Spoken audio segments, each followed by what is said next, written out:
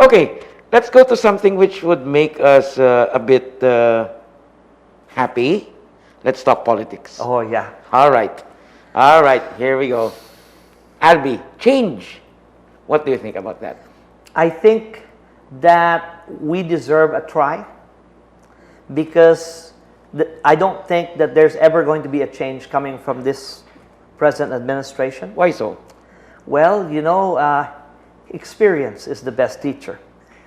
We've experienced many, many terms.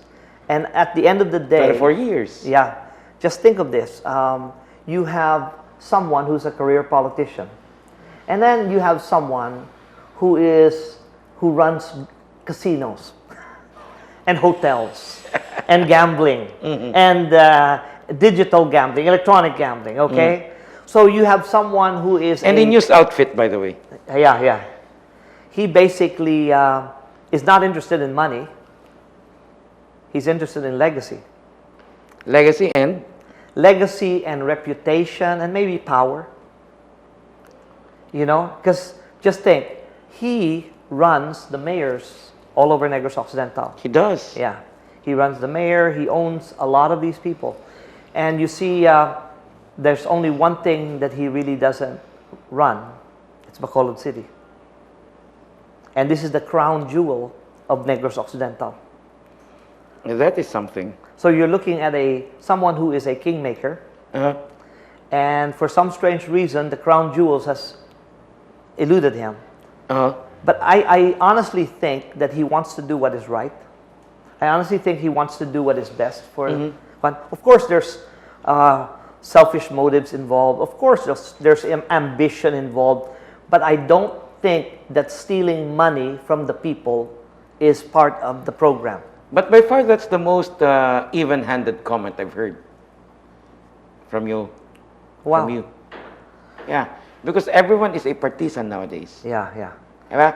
I believe he deserves a chance. I believe he deserves a chance to run for mayor and who enough to be mayor. But don't you find it sad that people are actually talking about him because his name is associated immediately with damo sa kwarta? Oh, yeah. He's a billionaire in dollars. Yeah. So that means whatever loose change that comes from government corruption here, he's not interested because for him his name is more important than any amount of money. And so if he is mayor, he would make sure that his vice mayor and his councilors wouldn't steal either because it'll all come back to him.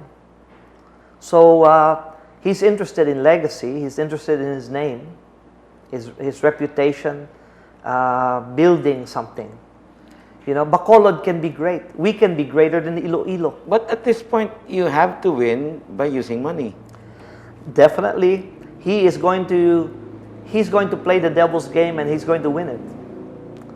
And what I mean by that is that in Philippine politics, it's about buying votes. But don't you find it sad? It's sad. It is sad.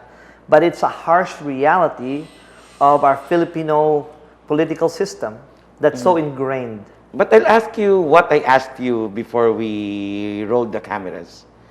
It seems to me that people or those who support him find it acceptable that he would use money to win. But they don't want the other party to use money. Isn't that unfair? I think that's unfair, but nothing is fair. You see, nothing is fair. In other words, the other group doesn't play fair. Albi is also not going to play fair. So it's an even thing, except that Albi has a very deep pocket. So to be fair about it, let them all buy votes. Yeah, exactly. Let them all buy votes. Let's be frank about this.